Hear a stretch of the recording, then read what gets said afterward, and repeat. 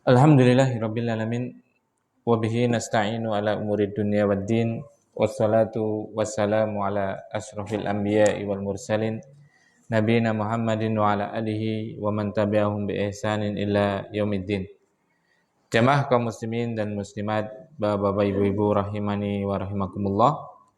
Alhamdulillah kita panjatkan puji dan syukur kita kehadirat Allah Subhanahu wa taala atas semua limpahan nikmatnya kepada kita, sehingga pada pagi yang penuh dengan keberkahan ini Allah Subhanahu wa taala masih memberikan kepada kita kesempatan untuk selalu berbekal, dan sebaik-baik bekal adalah ketakwaan. Wa tazawwadu fa inna khairaz zadi taqwa, dan berbekallah karena sebaik-baik perbekalan adalah ketakwaan, dan pangkal dari semua ketakwaan adalah ilmu. Karena kita tidak bisa melakukan ketakwaan, yaitu melakukan perintah dan meninggalkan larangan, kecuali kita memiliki ilmu di atas petunjuk dari Allah, kemudian dari Rasulnya Shallallahu Alaihi Wasallam. Nah, yang kedua, kita senantiasa memperbanyak sholawat dan salam kita kehadirat Nabi Agung Muhammad Sallallahu Alaihi Wasallam, pada sahabatnya, keluarganya, dan seluruh kaum muslimin dan muslimat yang senantiasa berpegang teguh dengan ajaran beliau Sallallahu Alaihi Wasallam. Nah, kita melanjutkan untuk membaca sebuah kitab atau buku yang berjudul Fadlul Islam, keutamaan tentang agama Islam, sampai kita pada bab Maja'a annal bid'ata asyaddu minal kabair. Bab tentang bahwasanya bid'ah itu lebih besar, lebih bahaya dosanya dari dosa-dosa besar. Nah, kemarin sudah kita terangkan apa itu bid'ah, bahaya-bahayanya, dan dalilnya dari Al-Quran yang kemarin Syekh Muhammad Ibni Abdul Wahab membawakan 3 ayat ya. Nah, sekarang kita melanjutkan dengan membaca berikutnya, yaitu beliau Syekh Muhammad Ibni Abdul Wahab rahimahullah ta'ala membawakan hadis. Sebagaimana biasa, beliau hanya menyampaikan bab, kemudian menyebutkan dalilnya. Dalil yang pertama beliau sebutkan dari Al-Quran, nanti setelahnya beliau sebutkan dari apa? Hadis. Dan biasanya kalau perlu penjelasan, beliau menyebutkan ucapan dari para salaf, baik mungkin dari sahabat atau dari tabi'in atau daripada ulama-ulama, seperti itu. Jarang beliau rahimahullah ta'ala, dan sangat jarang sekali beliau itu memberikan hukum seperti itu. Beliau hanya apa? Menyampaikan seperti itu. Nah, dan ini semestinya kita tiru, yaitu kita beragama itu hendaknya berdalil atau di atas dalil. Kita harus mendahulukan Al-Quran, kemudian hadis, kemudian penjelasan para salafus saleh. Dan kalau kita bisa tidak berpendapat dalam agama, maka jangan berpendapat. Ini catatan penting ini. Kalau bisa kita tidak berpendapat dalam agama, maka jangan berpendapat dalam agama. Maksudnya apa? Nggak boleh bicara tentang agama? Bukan. Maksudnya itu adalah apa? Kita cukup menukil dari para siapa? Ulama. Seperti itu. Nah, makanya Syekh Muhammad Ibn Wahab cuma menukil, ya kan? Menukil apa? Al-Quran. Menukil apa? Hadis. Kalau seandainya ada suatu hukum yang perlu dijelaskan, beliau apa? Menukil hukum yang sudah disampaikan oleh siapa? Salafus saleh, seperti itu. Nah, itu harusnya seperti itu. Nah, kemudian karena pembahasan ini pembahasan yang sangat sensitif di tubuh kaum muslimin, karena bid'ah itu terjadi di sini khususnya dalam agama kita seperti itu terjadi di antar kaum muslimin. Dan sudah kita terangkan kemarin bahwasanya bid'ah itu adalah tata cara ibadah, seperti itu. yang tidak ada contohnya dari Rasul Shallallahu Alaihi Wasallam yang sudah penjelasan sempurnanya kalian sudah ya. Maka dari situ terkadang orang-orang yang melakukan bid'ah itu mereka menganggapnya itu adalah ibadah. Makanya saya pribadi seperti itu.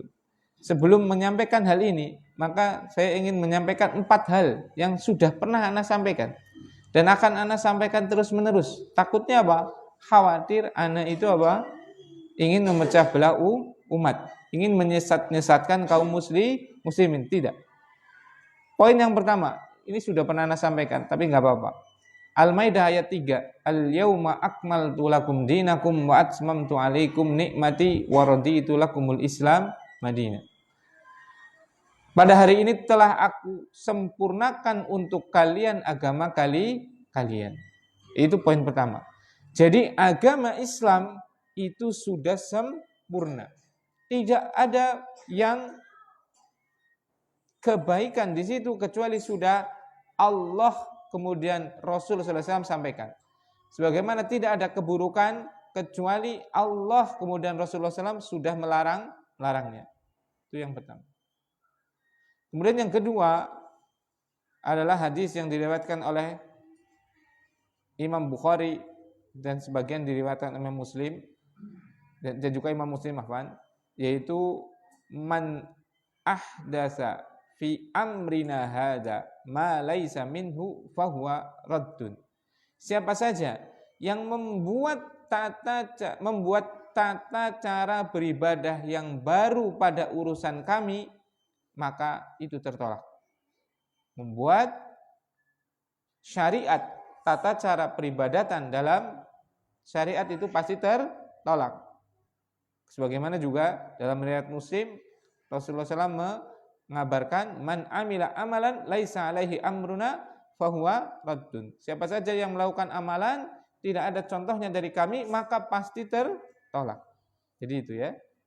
Jadi siapa yang bikin syariat pasti tertolak. Siapa yang tidak bikin, dia cuma mengamalkannya, dia cuma apa? Ikut-ikutan, itu pun juga tertolak.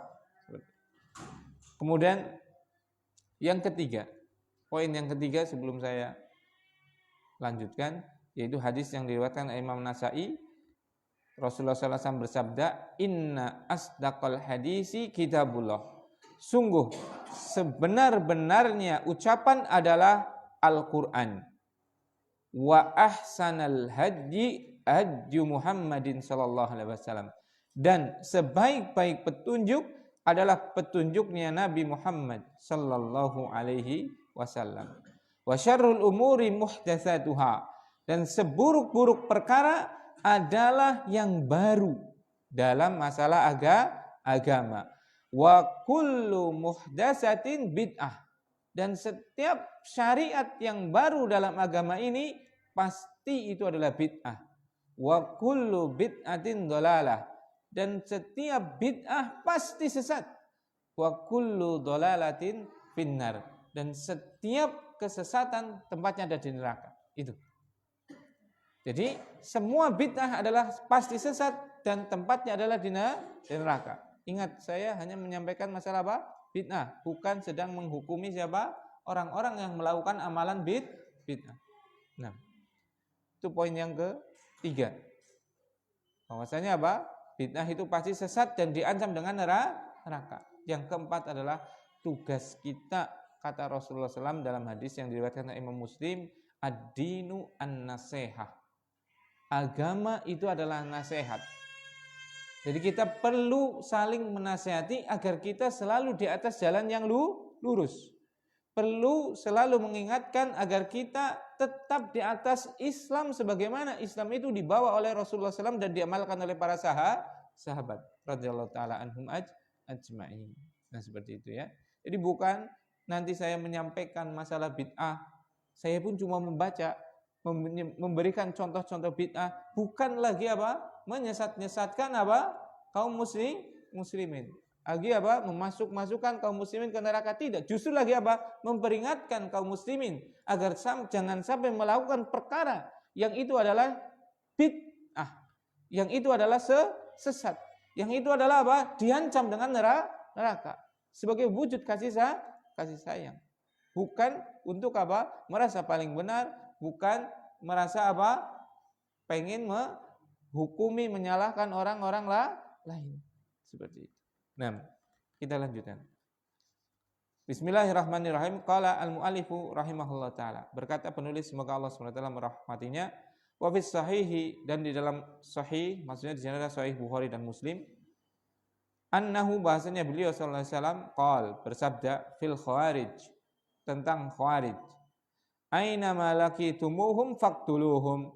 Dimanapun kalian menjumpainya, maka bunuhlah mereka. Ngeri ya, langsung dibunuh itu.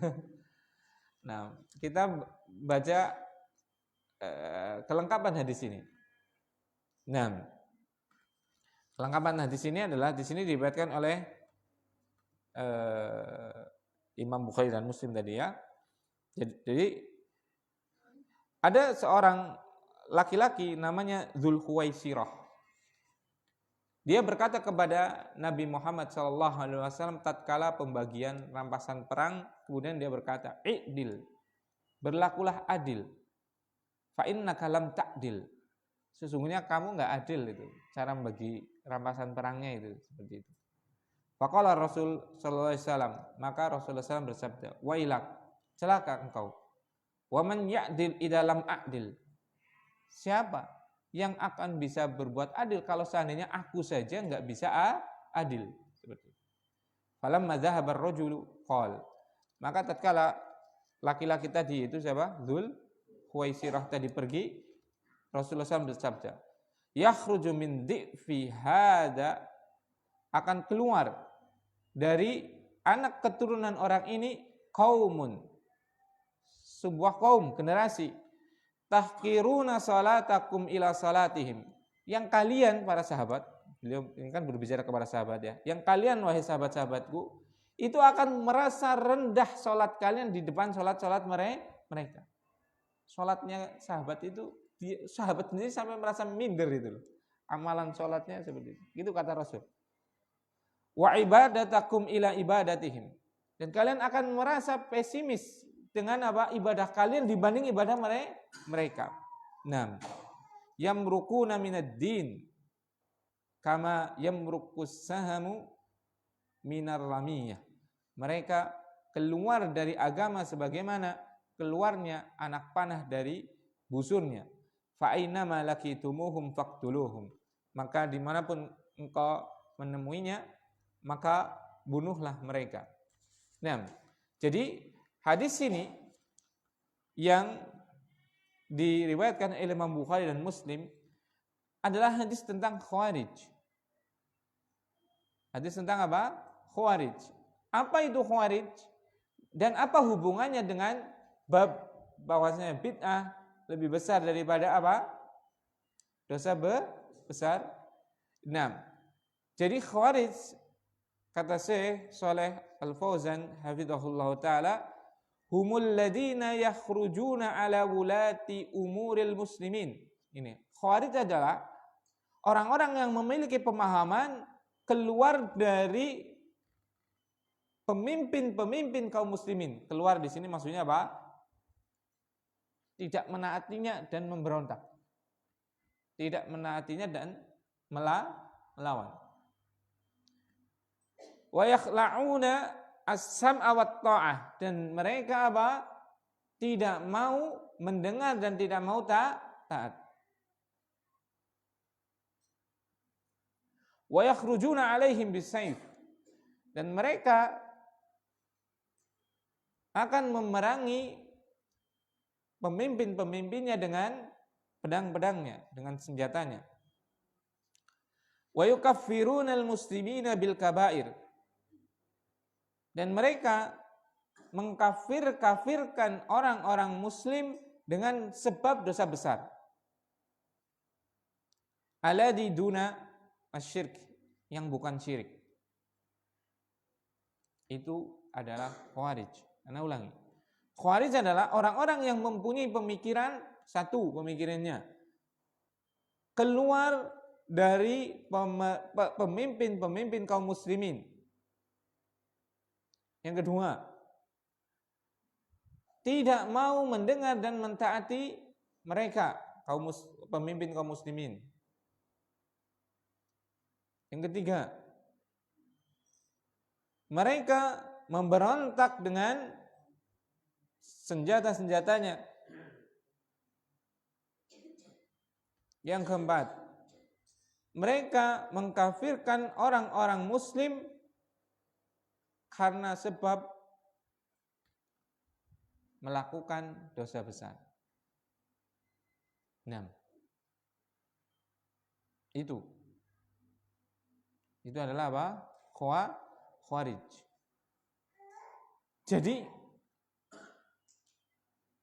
akidah ini sampai bab akidah, walaupun sebenarnya bukan masalah akidah ya, ketaatan kepada pemimpin itu kan bukan masalah keyakinan sebenarnya, itu adalah muamalah ya. Tapi dimasukkan oleh para ulama ke dalam masalah akidah. Karena itu pokok sekali. Seperti itu. Makanya disampaikan pokok akidah kaum muslimin salah satunya adalah apa? Ta'atu wulatil umuri malam yukhalif syariah. Mentaati para pemimpin selama tidak menyelisih syariat. Itu prinsip itu. Mentaati pemimpin muslim maksudnya ya, tentunya ya, selama tidak menyelisih syariat. Banyak sekali ayat-ayat yang mewajibkan kita untuk apa? Mentaati pemimpin. Wa atiullaha wa atiur rasula wa ulil amri minkum. Taatilah Allah, taatilah Rasulnya, dan taatilah siapa? Pemimpin-pemimpin kalian. Seperti itu.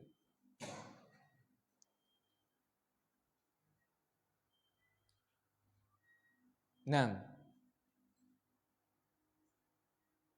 itu prinsip.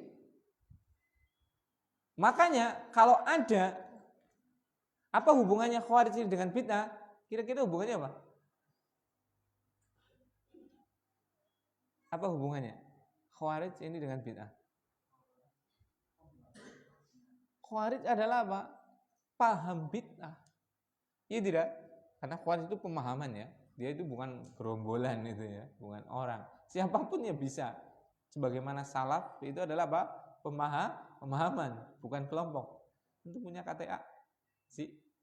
Nggak punya kan? Ya. Karena memang bukan apa? Ormas. Iya nggak? Kan punya udah daftar jadi Partai Salafi Indonesia? Nggak ada kan? Nggak ada. Di sini ada nggak pendaftaran di Masjid Al-Ukhwah, ada nggak? Mendaftar jadi apa? Anggota Salafi ada nggak? Nggak ada. Kenapa nggak ada? Ya karena memang bukan apa? Bukan organisasi, bukan ormas, bukan kelompok, bukan apa. Salafi adalah manhaj. Yang mungkin orangnya berkumpul ya tetap jadi kelompok ya seperti itu. Tapi bukan anggaran dasarnya, ADART-nya itu bukan lembaga. ADART-nya apa berarti kalau Salafi? Anggaran dasar rumah tangganya apa berarti? Al-Quran, hadis, dan pemahaman salafus soleh. Itu sudah. Itu ya. Seperti itu. Nah, sama Khawarij itu ya seperti itu. Adalah pemikirannya ada 4 tadi. Mereka itu apa? Keluar dari pemerintah. Mereka itu apa? Melepaskan ketaatan, mendengar dan taat. Mereka itu apa? Keluar memberontak mereka dengan pedang-pedang mereka. Mereka itu adalah apa? Orang yang mengkafirkan kaum muslimin. Nah, apa hubungannya dengan bab bid'ah? Bahwasanya bid'ah itu lebih besar daripada dosa besar. Iya. Khawarij itu adalah apa? Pemikiran bid'ah. Bahkan itu adalah apa? Pemaham bid'ah pertama yang muncul di umat ini. Adalah apa? Khawarij. Seperti itu. Muncul di zamannya Ali bin Abi Thalib, dan benihnya sudah ada di zaman Nabi sallallahu alaihi wasallam, yaitu adanya siapa tadi? Dzulkhuwaisirah. Coba bayangkan ya ikhwan, sekelas Rasul aja permasalahkan coba. Iya tidak? I'dil. Fa innaka lam ta'dil katanya. Wahai Muhammad, berlaku adillah. Kamu belum adil itu. Subhanallah. Rasul dikatakan seperti itu. Itu ciri khas Khawarij itu tadi. Itu keluar dari wulatul umur, dari pemimpin kaum muslimin. Seperti itu. Nah, makanya hati-hati loh. Dengan yang suka protes dengan pemerintah, hati-hati. Bok sampai, walaupun tidak semua ya yang mengkritik pemerintah nanti dikatakan apa? Khawarij seperti itu ya. Bok sampai kebablasan. Ternyata ada apa?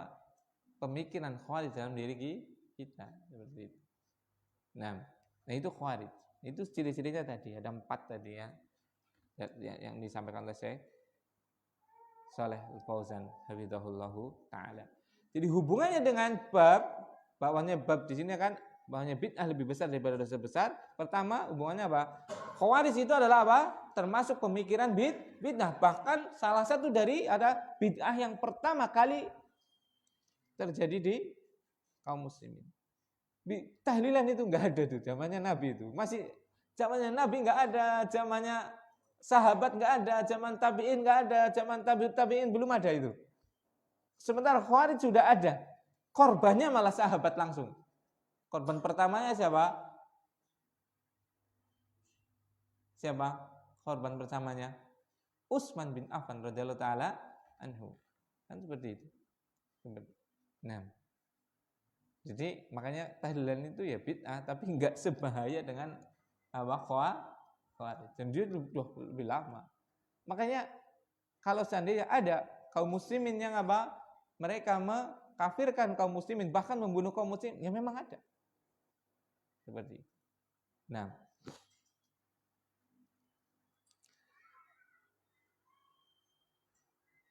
lebih besar daripada apa? Dosanya dari kabair, dari dosa besar. Mana yang menunjukkannya tadi? Salah satunya dalam hadis ini apa? Aina malakitumuhum faqtuluhum. Ini kan hadisnya kan. Dimanapun kamu menjumpai mereka apa? Bunuh mereka. Seperti itu. Nah ini menunjukkan apa? Dia dosa yang sangat besar. Salah satu bentuk dosa besarnya adalah apa? Dia suruh dibunuh. Berarti jenengan kalau ketemu sama orang-orang demonstran, bunuh aja itu. Yang mendemo pemerintah, tembakin semua itu. Itu Khawarij. Subhanallah. Ini enggak seperti itu. Maksudnya kalau ada hukuman-hukuman duniawi yang bersifat hudud itu adalah penegakan hukum pidana tapi secara syariat Islam seperti itu. Atau yang lainnya seperti membunuh, memenggal, mencambuk misalnya, itu hanya dibolehkan oleh siapa? Pemerintah, bukan individu. Nanti jebolannya apa? Sentimen apa? Dagang. Saingan dagang kalah kayak gue, pateni baik kayak pateni dep. Alasannya apa? Khawarij kayak kok. Melu demo nang apa gedung MPR buk aina malakitumuhum faqtuluhum. Dimanapun kamu menjumpainya, bunuh dia. Itu harus dibunuh itu. Padahal apa? Dia punya dendam pribadi itu apa? Saingan bisnis seperti itu kan. Kalau perkara hukum hudud, hukum jinayat, hukum pidana itu diserahkan kepada individu, pada masyarakat langsung, itu ngeri sekali dan nggak boleh, nggak ada itu. Islam itu agama yang mengatur ketertiban dan keamanan seperti itu. Makanya kalau ada perintah-perintah seperti ini, itu kan biasanya orang-orang orientalis, orang-orang misionaris, orang-orang kafir itu memanfaatkan nih. Islam itu agama yang apa? Senangnya berperang seperti itu. Semua barakallahu fikum ayat atau hadis yang ada perintah seperti ini, aina malakitumuhum faqtuluhum, itu apa? Tahta amri ulatil umur, di bawah komando pemerintah, bukan sekarpe dewe. Ana wong kafir kon pepet engko apa? Penggal seperti itu ya. Itu bukan seperti itu. ketemu orang Khawarij, dimanapun kamu ketemu, lagi ngendi bae penggal. Bukan seperti itu. Karena tadi setiap ayat atau hadis yang berkaitan dengan hukum jinayat atau hukum had, hukum pidana, itu hanya boleh dilakukan oleh siapa? Pemerintah, bukan oleh masyarakat. Nah, kemudian kata Syekh Fauzan tadi, mereka itu adalah keluar dari pemerintah. Usul akidah, pokok akidah Ahlus Sunnah adalah taat kepada pemerintah. Masya Allah. Makanya coba lihat, orang-orang yang paling taat terhadap pemerintah pasti orang Salafi. Kebanyakannya loh, kalau mau di sensus. Apa semuanya Ustaz? Enggak semuanya. Karena ada yang enggak bayar pajak. Seperti itu.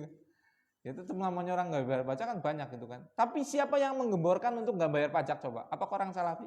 Enggak ada. Sekarang kan pada Jateng itu kan, pada demo itu kan karena kenaikannya luar biasa ya. Kemudian sekarang ada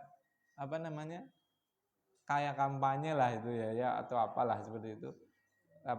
Berhenti bayar pajak. Kira-kira itu orang jenggotan atau orang enggak jenggot atau orang kumisan? Iya kan? Seperti itu. Kira-kira yang demo di MPR, di DPR sana, itu orang-orang jenggotan atau orang kumisan? Orang kumisan. Iya tidak? Jarang orang jenggotan yang seperti itu. Apalagi jenggotan tanah cingklang baduke baduke ireng, anak irengnya loro seperti itu, bojone cadaran. Itu sangat jarang untuk seperti itu. Ya mungkin ada mungkin. Siapa ada? Kalau ada berarti dia yang ini nih, yang jadi lagi bab ini, lagi permasalahan. Yaitu mereka adalah orang-orang yang ada pemikiran Khawarij. Karena Khawarij itu barakallahu fi tadi disifati oleh Nabi sallallahu alaihi wasallam sahabat aja kalau lihat sholat mereka, sholatnya para sahabat itu minder seperti itu. Kalau lihat ibadahnya mereka sampai minder juga seperti itu. Karena sebagian Khawarij itu luar biasa juga. Mereka sangat gemar beribadah, tapi tidak di atas ilmu, tidak di atas keikhlasan. Seperti itu. Nah, mereka melepaskan mendengar dan taat, enggak mau itu. Pokoknya jadi oposisi terus. Mending kalau jadi oposisi. Mereka tugasnya adalah burukkan citra pemerintah. Wis lagi buruk pemerintah itu buruk nama nih. Yang ngeri banget masyarakat akhirnya kan. Seperti itu. Beberapa oknum dalam satuan tertentu misalnya ana sing mateni, ana sing jadi bandar narkoba, ana sing pemakai, ana sing Sulawesi ngantem karo helm ngasih mati dan yang lainnya seperti itu kan. Oknum tapi banyak gitu ya. Seperti itu. Wis lagi ora apik ditambah-tambah ya ora apik. Ya tambah hancur wibawa siapa? Pemerintah. Tambahin maning MBG tambahin. Wah. Posting iki. Ya memang MBG ora apik gitu maksudnya. Perjalanannya bukan programnya itu ya.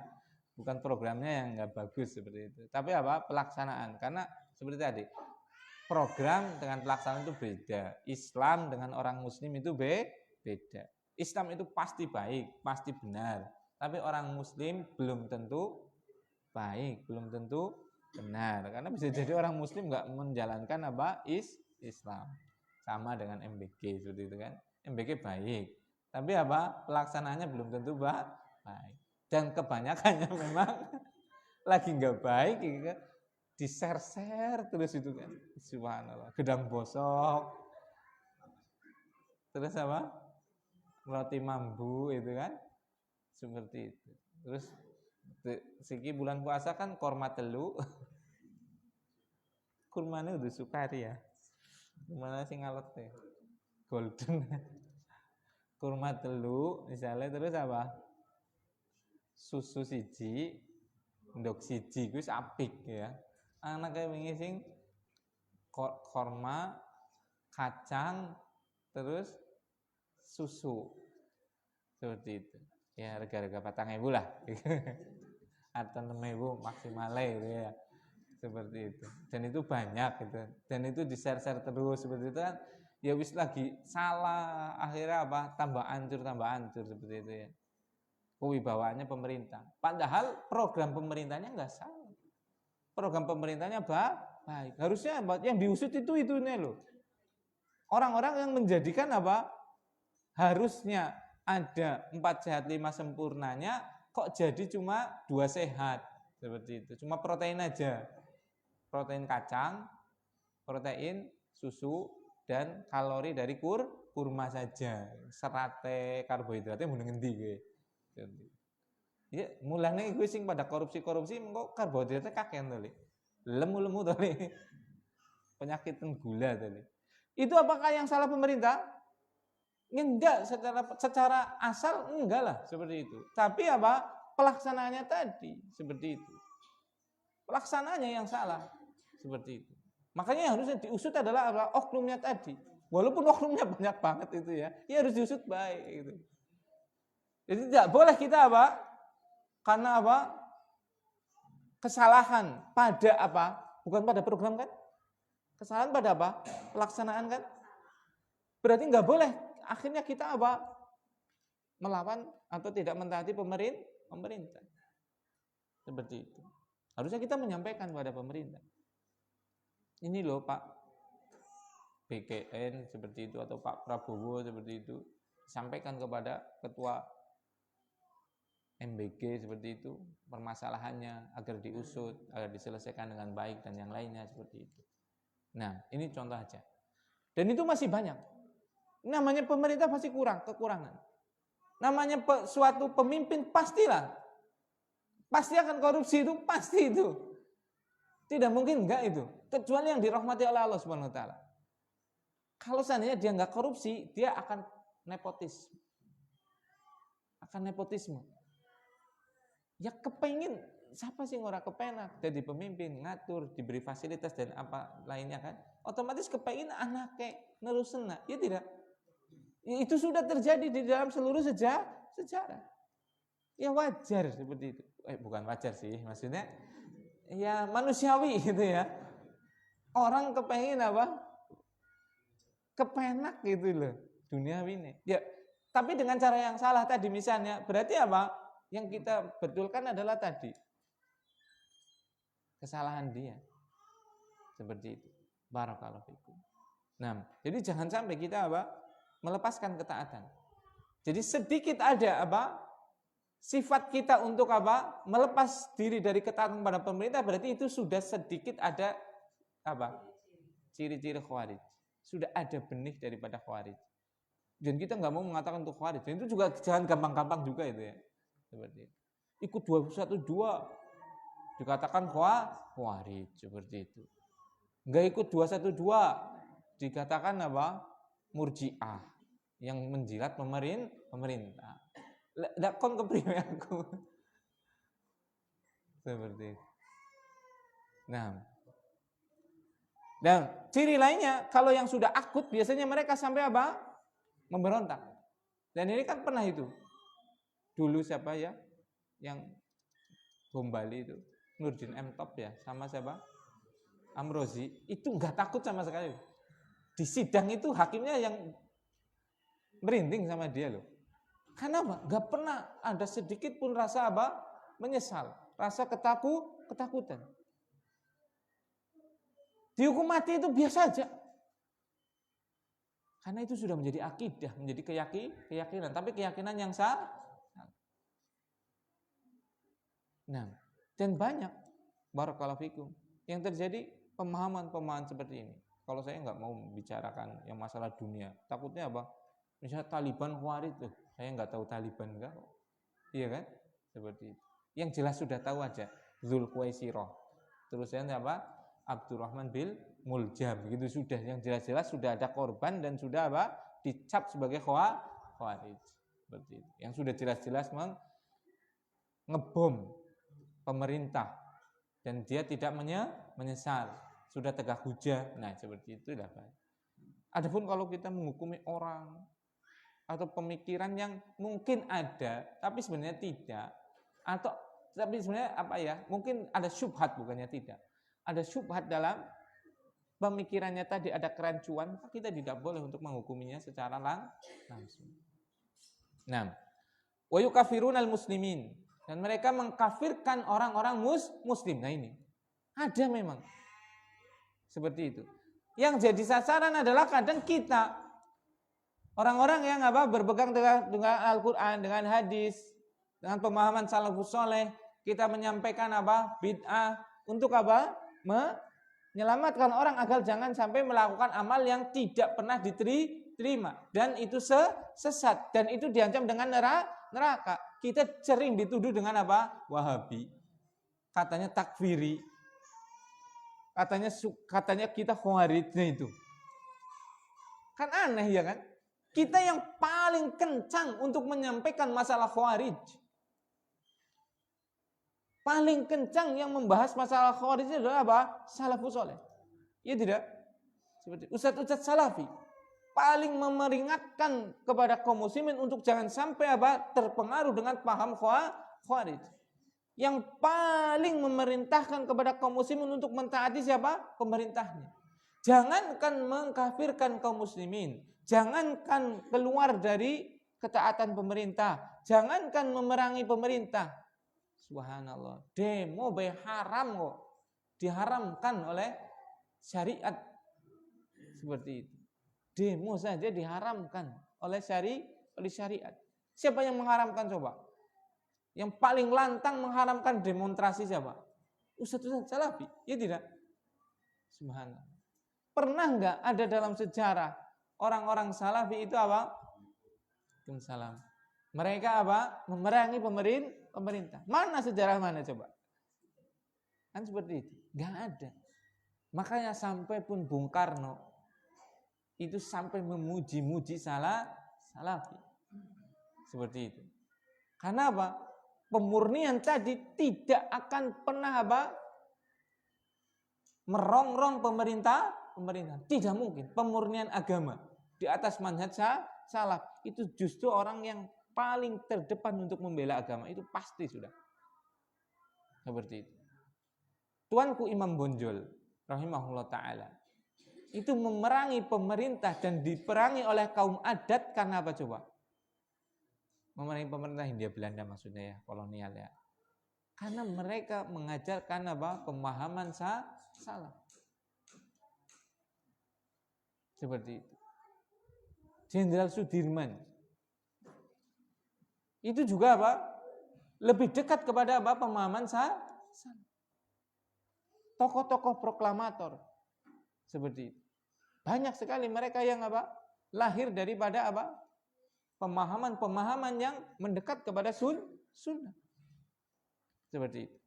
Barakallahu fikum. Nah, jadi Khawarij tadi sangat jauh dengan salafi. Itu hanya orang-orang yang ahlul bid'ah, yang mereka merasa bid'ah mereka terkoreksi dan mereka punya kebutuhan di dalam bid'ahnya. Dia mengambil manfaat dalam bid'ahnya tadi. Adapun orang-orang yang tidak mengambil manfaat daripada bid'ah, dia akan kembali kok. Loh, emang jenengan dulu mbok ya tahlilan mbok? Nemen. Iya kan? Kenapa jenengan mudah disampaikan dan mudah menerima? Karena jenengan nggak ada kepentingan. Tapi kalau ada yang kepentingan, contoh kepentingan apa? Nih, uang, besek, berkat, tour leader, menjadi punya untuk kesana kemari mobil itu namanya travel. Itu biasanya atau tokoh-tokohnya itu kepanasan. Karena ada kepentingan duniawi mereka yang tergerus. Seandainya bukan karena uang, karena kepemimpinan, karena dia sudah ditokohkan dan yang lainnya. Wong jelas kok dalam kitab-kitab mereka disampaikan berkumpul dan menyediakan makanan untuk apa? Kematian seseorang itu adalah minal bid'atil mungkarah, termasuk bid'ah mungkarah. Siapa saja yang meranginya maka dia mendapatkan pahala. Itu sudah jelas. Seperti itu. Makanya bagi orang-orang yang tidak ada kepentingan, yang dia taunya dulu adalah itu ibadah, karena bid'ah kan tadi perkara yang diadakan dengan dalam syariat yang tidak ada sumbernya dari Al-Quran, dari hadis, yang dianggap sebagai ibadah, maka tetap melakukannya mereka.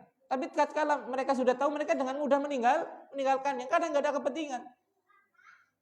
Seperti itu. Barakallahu fiik. Yang bisa nggak terima ini menuduh orang-orang yang sedang menyampaikannya sebagai apa? Wahabi, sebagai apa? Khawarij, seperti itu.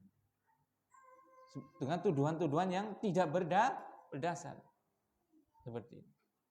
Nah, kemudian kita lanjutkan ciri-ciri Khawarij.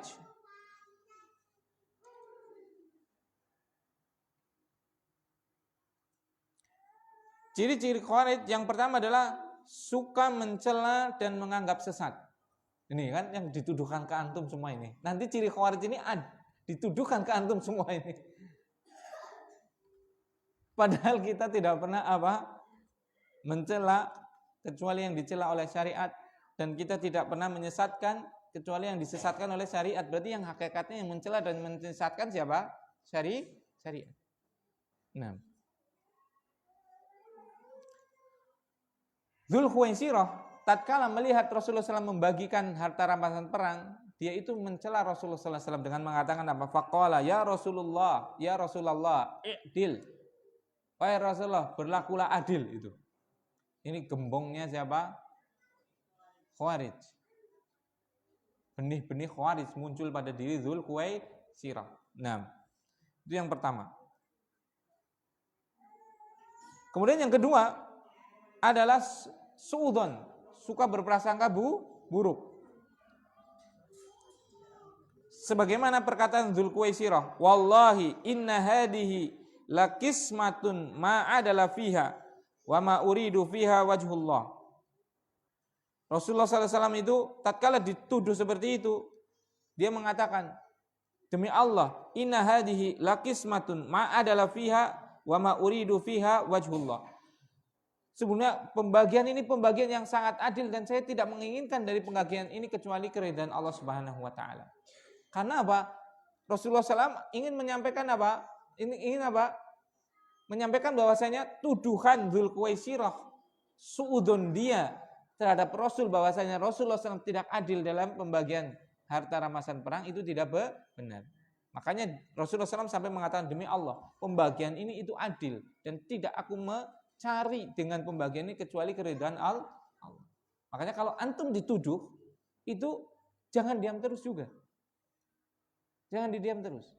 Sampaikan, tapi dengan baik. Seperti itu. Harus dijawab. Cuma jawabannya itu ada dua. Jawaban itu pertama dengan lisan kita. Kalau kita mempunyai ilmu, yang pertama. Yang kedua, memiliki sifat mental dengan baik. Karena kita punya ilmu tapi tidak bisa mengontrol emosi kita. Sehingga kita ribut akhirnya. Nah, itu. Ini menjelaskan ada dua. Pertama menjelaskan dengan lisan kita. Yang kedua menjelaskan dengan hal kita, perbuatan kita. Jadi kalau antum sering dituduh dengan orang yang suka menyesatkan, antum sampaikan, kapan saya menyesatkan? Lah, antum bilang Isra Mi'raj bid'ah, tahlilan bid'ah. Terus apalagi? Haulan bid'ah. Tahun baru bid'ah, ini bid'ah itu bid'ah. Tunjukkan dalilnya. Kalau antum mengatakan itu ibadah bukan antum beribadah enggak dengan itu? Iya. Ya harus ada dalilnya enggak? Iya. Ya mana dalilnya? Enggak ada. Karena apa? Ibadah itu menunggu dalil, menunggu perintah, bukan menunggu larangan. Enggak akan ada larangan Isra Mi'raj, enggak akan ada larangan tahlilan, enggak akan ada larangan merayakan tahun baru. Nggak akan ada larangan ini dan itu, nggak ada dalam ibadah. Kenapa? Karena ibadah itu adalah tauqifiyah, menunggu dalil. Kalau muamalah duniawiyah, hukum duniawi itu adalah hukum asalnya adalah boleh dan menunggu apa? Larangan. Dengan jualan cilok boleh. Cilok wis kuno lah, jadul dari dulu cilok. Ya, dirubah. Cireng. Jadi ini cireng. Cireng wis rame maning, dirubah maning jadi cilor, ya kan? Dimodif terus. Cilok, cireng, cilor, mungkin wis bosen maning digawe apa? Cimol, ya kan? Cimol wis bosen wis maning digawe apa? Cilung, ya kan? Anak cilung. Apa? Aci gulung, ya kan? Enggak itu bid'ah semua itu gitu kan? Itu bid'ah itu. Yang itu urusan duniawi. Urusan duniawi itu bukan bid'ah. Kenapa? Ya bid'ah secara bahasa iya jelas sih. Itu urusan duniawi itu apa? Gak perlu ada dalil. Yang perlu justru ada apa? Larangannya. Kalau ada larangannya nggak boleh. Seperti itu. Kalau ibadah kebalikannya. Mana larangannya? Yuh, ibadah kok mana larangannya? Ibadah itu adalah apa? Mana dalilnya? Justru tatkala kita memperingatkan apa? Dari bid'ah, kita yang minta dalil. Bukan jenengan minta apa? Dari larangan kepada kita. Saya yang minta dalil kepada jenengan. Mana dalilnya?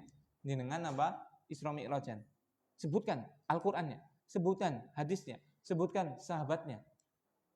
Sebutkan ulamanya. Seperti itu. Karena itu ibadah. Itu penting. Nah, makanya tadi ciri daripada apa? Khawarij itu suka berprasangka buruk. Nah, makanya kalau antum dituduh, itu antum harus bisa apa? Menjelaskan. Cuma menjelaskan itu ada berapa cara? 2. Yang pertama dengan lisan, dengan ucapan kita. Kalau kita punya ilmu dan kita bisa menguasai emosi. Karena jangan sampai kita nggak punya ilmu, kita nggak tahu. Taunya ya itu kata Ustadz saya bid'ah itu. Ya repot nanti jadinya apa? Ribut. Atau kita punya ilmu tapi tidak bisa mengontrol emosi, akhirnya padu. Ya tidak? Seperti itu. Maka kalau kita nggak bisa dengan lisan, kita mengingkarinya, menjelaskan tuduhan yang tidak benar tadi dengan apa? Perbuatan kita. Kita nggak pernah itu menyesatkan. Kapan saya menyesatkan? Kapan saya mengkafirkan? Kapan saya membid'ahkan? Kapan? Saya tidak membid'ahkan kecuali yang dibid'ahkan oleh syariat. Saya tidak mengkafirkan kecuali yang dikafirkan oleh syariat. Kan seperti itu. Saya tidak menyesatkan kecuali yang disesatkan oleh syariat. Nah, seperti itu. Itu ciri yang kedua, yaitu su'udzon. Kemudian yang ketiga, keras terhadap kaum muslimin. Itu sifat Khawarij. Nah, bahkan dalam hadis Rasulullah Shallallahu Alaihi Wasallam sampai menyebutkan bahwasanya salah satu ciri mereka dalam hadis yang diriwayatkan oleh Imam Bukhari, yaqtuluna al-muslimina wa yada'una ahlal ausan. Mereka orang-orang Khawarij itu apa? Membunuh orang-orang muslim dan membiarkan apa? Orang-orang penyembah berhala. Itu diriwayatkan oleh Imam Bukhari dan Muslim. Seperti itu. Makanya korban Khawarij yang paling banyak dalam sejarah itu adalah siapa? Kaum muslimin sendiri. Korban pertamanya siapa tadi? Utsman bin Affan. Itu Masya Allah. Khalifah itu loh. Korbannya enggak main-main itu. Khalifah. Orang yang sudah dijamin oleh Allah Subhanahu wa taala dengan surga. Abu Bakar fil jannah, Umar fil jannah, Utsman fil jannah, Ali fil jannah. Kata Rasulullah sallallahu alaihi wasallam. Seperti itu. Bom Bali, bom JP Marriott, kebanyakan adalah kaum muslimin yang menjadi korban. Seperti itu. Nah, itu ciri yang ketiga, yaitu apa? Mereka keras terhadap orang-orang yang beriman atau orang-orang muslim. Makanya ini, kau coba perhatikan ya. Kalau kita tadi Khawarij itu adalah apa? Pemahaman. Sebenarnya bisa jadi yang mengatakan dirinya paling toleransi sebenarnya ada pada diri mereka sifat-sifat Khawarij. Itu mereka keras dengan orang yang beriman. Nah, orang cuma apa? Mengamalkan sunnah. Mengajarkan sunnah. Jelas yang disampaikan dalilnya ada. Kok bisa kajiannya dibubarkan coba? Berarti yang membubarkan itu adalah orang yang keras kepada siapa? Kaum muslimin. Sifat daripada Khawarij adalah apa? Keras terhadap orang beriman. Berarti pada dirinya malah yang apa? Ada sifat-sifat Khawarij. Mereka menuduh kita sebagai Khawarij, justru malah yang ada sifat Khawarij pada mereka, bukan pada kita. Ya tidak. Kita pernah nggak membubarkan kajian bid'ah? Nggak pernah. Kajian kita pernah dibubarkan tidak? Sering. Kita pernah nggak nyerobot masjid mereka, ngerebut masjid mereka katanya? Nggak pernah. Kita banyak nggak masjid kita yang diberikan kepada mereka? Subhanallah. Banyak sekali kalau saya sebutkan itu. Yayasan-yayasan kaum muslimin yang dituduh mereka adalah Wahabi. Itu banyak sekali membangun masjid. Di tempat-tempat kita banyak. Nanti ada stempelnya itu ditutupin nanti. Catnya dirubah. Seperti itu. Dipasang pelang dengan apa? Ormas tertentu seperti itu. Cuma tinggal satu yaitu apa? Keramiknya aja itu. Apa namanya? Petilasan itu apa namanya? Plakatnya aja yang masih diutuhkan itu. Kan itu udah perjanjiannya nggak boleh dicopot seperti itu. Tapi semuanya sudah diakuisisi.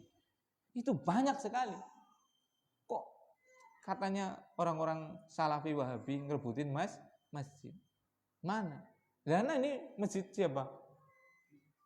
Masjid masyarakat yang bangun atau masjid siapa? Allah ini yang bangun kan? Orang Wahabi ini yang bangun itu kan? Kalau kata mereka ya kan? Apa ini ngerebut? Enggak. Bahkan untuk sekedar Jumatan saja, karena masjid-masjid lain itu masih kosong. Saking apa? Lemah lembutnya orang-orang salaf, nggak usah buat Jumatan. Walaupun bisa mungkin. Karena apa? Nggak mau mecah belah. Gitu. Seperti itu. Jadi ciri daripada apa? Orang-orang apa? Khawarij adalah apa? Mereka lemah lembut dengan ahlul ausan, orang-orang musyrik, orang-orang sesat, tapi keras dengan orang-orang beriman. Nah, itu hati-hati itu. Coba, ada enggak? Kalau dalam hati kita itu ada keras dengan orang beriman, berarti itu adalah apa? Sifat Khawarij ada pada kita. Seperti itu. Ya, itu sudah bukti banget loh. Kajian kok dibubarkan loh. Sampai sekarang Masjid Imam Ahmad bin Hambal yang dirintis oleh Ustaz Yazid rahimahullah ta'ala itu belum dilanjutkan pembangunannya. Coba salahnya di mana coba? Ajarannya salahnya di mana? Bukunya itu puluhan bahkan 50-an mungkin tulisannya, iya kan? Sesatnya di mana kalau memang sesat? Itu pertama. Yang kedua, kesalahan izinnya apa yang disalahkan di situ? Berarti yang ada benih Khawarij siapa itu? Makanya hati-hati. Jangan kita itu sembrono menuduh siapapun itu. Kita yang menuduh atau siapapun ya, jangan sampai kita itu bermudah-mudahan menuduh orang. Karena bisa jadi apa? Kembali kepada diri kita. Bahkan ada hadis yang sharih, yang tegas. Man qala li akhihi ya kafir. Siapa yang berkata kepada saudaranya se-Islam itu wahai kafir, maksudnya mengkafirkan sesama muslim, pasti akan balik itu kekafirannya kepada apa? Salah satu dari dua tersebut. Bisa kepada yang tertuduh karena memang betul-betul sudah kafir, atau kalau dia belum sampai kafir, kembali kepada yang menuduh. Dan ini bukan bisa dikiaskan. Siapa saja yang menuduh saudaranya sebagai Khawarij bisa jadi kembali ke Khawarij loh, kalau dikiaskan. Iya tidak? Makanya hati-hati. Seperti itu. Kenapa? Karena yang bertelur itu adalah yang petok-petok. Yang banyak petok-petoknya, ya kan? Jenengan deleng ayam itu. Ayam yang bertelur itu yang teriak-teriak atau yang diem? Yang teriak-teriak. Iya tidak? Yang petok, ternyata dia lagi bertelur. Ada yang nuduh ini itu, ternyata dirinya sendiri. Itu hati-hati. Nah, kemudian berlebihan dalam beribadah. Berlebihan dalam beribadah. Itu ciri Khawarij. Nah, sebagaimana Rasulullah SAW menyebutkannya, yakhrujuna qaumun min ummati yaqra'una al-Qur'an, akan keluar dari umatku, masih diakui sebagai umat ya, ini ya Khawarij ya. Khawarij juga bertingkat-tingkat, sebagaimana bid'ah juga bertingkat-tingkat. Ada yang sampai ke kafiran, ada yang tidak. Yaqra'una al-Qur'an, mereka membaca Quran. Laisa qira'atukum ila qira'atihim bi syai'. Bacaan kalian itu gak ada apa-apanya dengan bacaan mereka, Masya Allah. Bacaannya sahabat kata Rasul. Tidak ada apa-apanya dengan bacaannya mereka. Ini Rasul Shallallahu Alaihi Wasallam. 6. Wala salatukum ila salatihim bisyai'in, wala siyamukum ila siyamihim bisyai'in. Salat kalian, puasa kalian itu nggak ada apa-apanya dengan mereka. Jadi mereka ahli ibadah.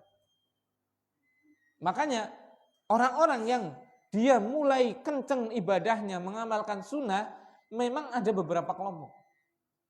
Gak bisa digebiah uyah.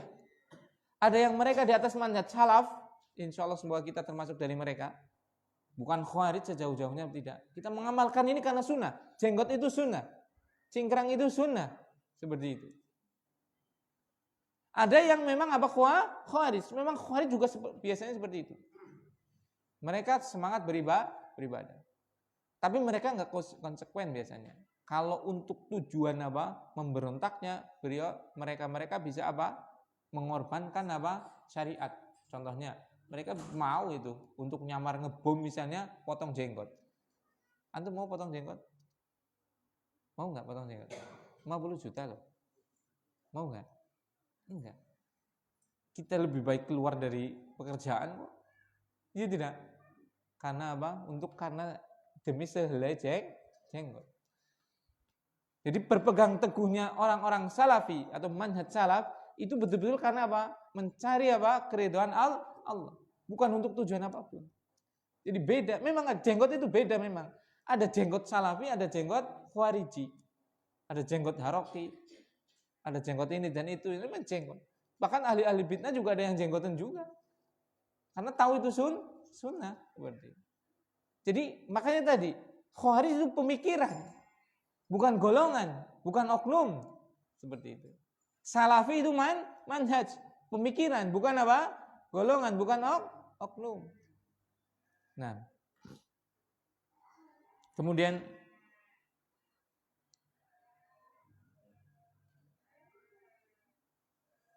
sedikitnya pengetahuan mereka tentang fikih agama. Itu. Jadi mereka itu sedikit tentang apa? Pemahaman agamanya. Makanya mereka apa? Mengkafirkan apa? Pelaku dosa besar dari kaum muslimin. Saya bacakannya. Yaqra'unal Qur'ana la yujawizu taraqihim. Mereka membaca Al-Qur'an tapi tidak melewati kerongkongan mereka. Maksudnya apa? Para ulama menyebutkan apa? Mereka cuma membaca, tapi tidak mentadaburinya, sehingga tidak tahu apa? Ilmu dan kandungan yang ada dalam Al-Quran tersebut. Nah ini, salah satu tanda daripada Khawarij adalah apa? Rendah pemahaman agamanya. Tapi tadi apa? Cepat ngibadai. Ya tidak? Tadi kan ciri-ciri Khawarij apa? Semangat dalam beribadah. Tapi apa? Pemahaman ilmu agamanya rendah. Makanya tadi kembali ke sifat. Orang-orang yang apa? Gemar beribadah tapi dia tidak di atas ilmu, itu ada ciri apa? Khawarij. Hati-hati itu. Mereka menuduh kita ini dan itu, ternyata mereka yang melakukan apa? Banyak amalan, tapi hakikatnya amalan mereka tidak ada apa? Ilmunya, tidak ada tuntunannya. Berarti ada apa? Kita nggak mengatakan mereka Khawarij, tidak. Tapi kita mengatakan apa? Itu ada apa? Pemikiran Khawarij dalam dirinya. Itu. Khawarij itu senang beramal, senang beribadah, tapi apa? Tidak paham agama. Tidak mau tidak mau apa? Membaca penjelasan para ulama. Gak ada itu dalam akidah kaum muslimin bahwasanya orang yang berzina itu kafir, gak ada. Orang yang mencuri kafir, gak ada. Orang yang membunuh kafir, gak ada. Kecuali syirik, menyekutukan Allah. Atau kecuali apa? Dia menghalalkan hukumnya, iya kan? Seperti itu. Diteliti lagi. Nah, itu beberapa ciri-ciri Khawarij. Kemudian, apa hukum Khawarij? Hukum Khawarij, barakallahu fikum, sebagian ulama mengkafirkannya dan sebagian ulama tidak. Dan yang sahih adalah dirinci. Ketika